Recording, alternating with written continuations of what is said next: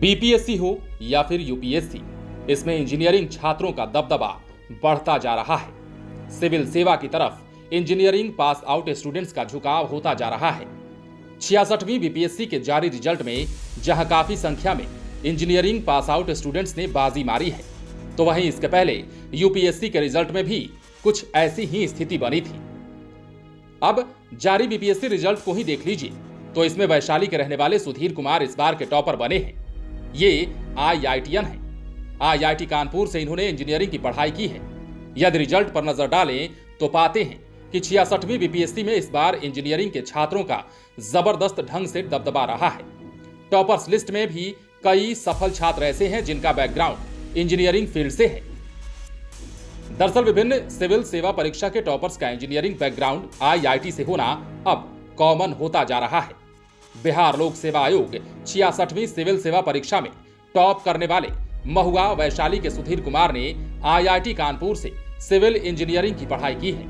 कई लोग इसे लेकर तरह तरह की बातें भी करते हैं। मसलन, जब बनना सिविल सर्वेंट था तो इंजीनियरिंग क्यों किया? एक इंजीनियर तैयार करने पर पब्लिक का पैसा व्यर्थ गया, उसका क्या?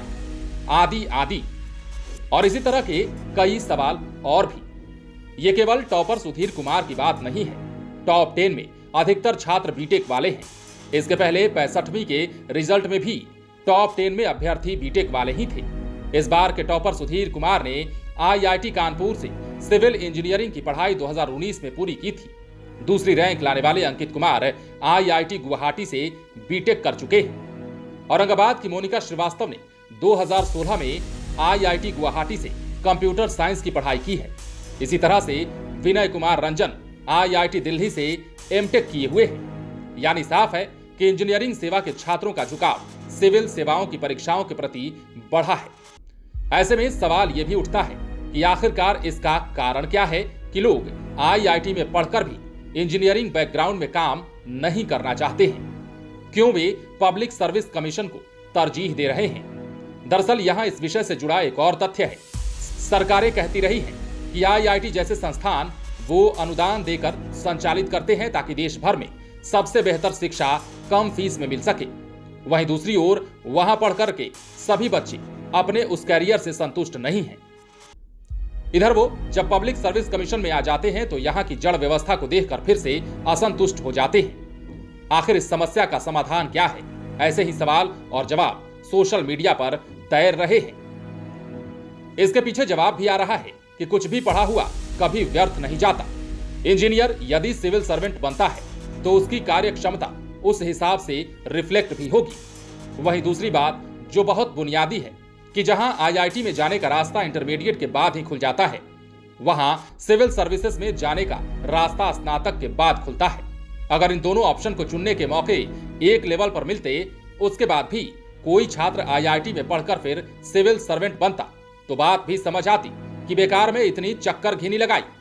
ऊपर से अपने देश में जहां प्रतिभाशाली बेरोजगारों की बड़ी फौज बसती है, वहां हर एक प्रतिभाशाली छात्र भी अपने लिए रोजगार के तमाम अवसरों के रास्ते खुले रखना चाहता है। भले ही उसके मन में प्रशासनिक सेवा में जाने की चाह हो, और इसमें एक हिसाब से कोई बुराई भी नहीं है।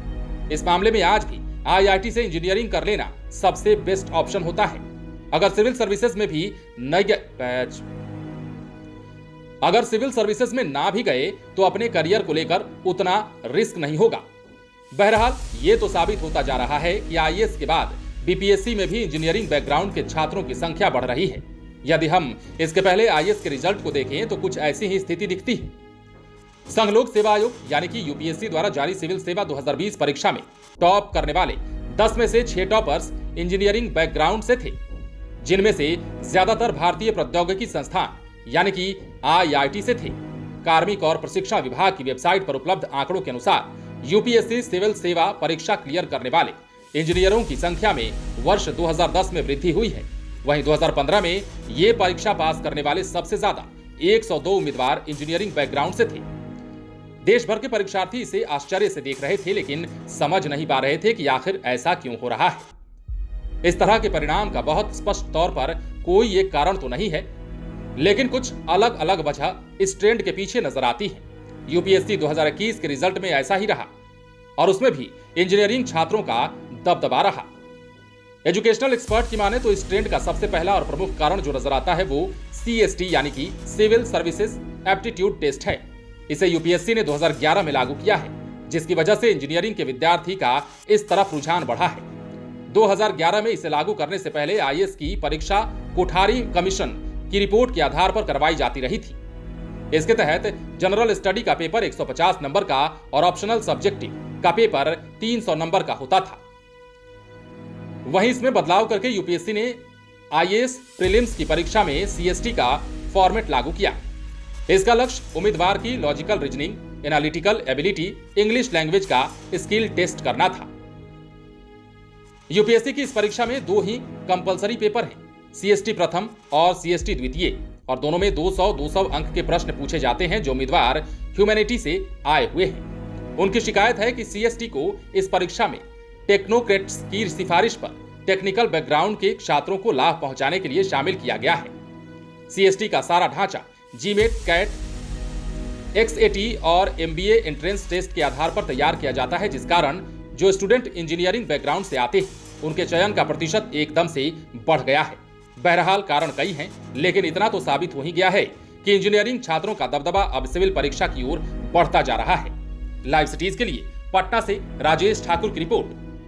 यदि अब तक आपने हमारे चैनल को सब्सक्राइब नहीं किया है तो सब्सक्राइब कर लीजिए ताकि हम आपको खबरों से अपडेट रख सकें। यदि आप ये वीडियो फेसबुक के माध्यम से देख रहे हैं तो हमारे पेज को लाइक करें। इसके अलावा आप हमें ट्विटर पर भी फॉलो कर सकते हैं।